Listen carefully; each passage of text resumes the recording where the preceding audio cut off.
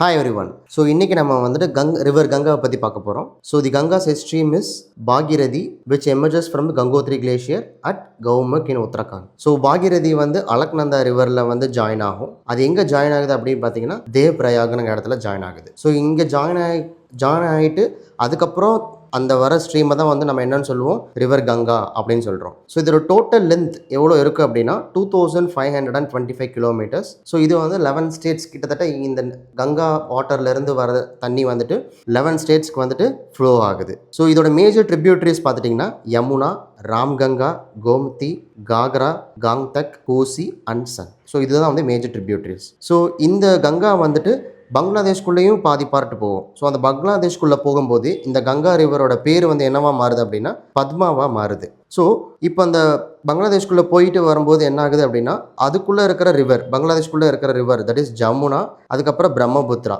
And Megha, இவங்க எல்லாமே வந்துட்டு கங்கா நம்மளோட ரிவரோட ஜாயின் ஆகி கடைசியாக வந்து பே ஆஃப் பெங்காலில் ட்ரெயின் ஆகிடுறாங்க. Okay, so this is about river Ganga.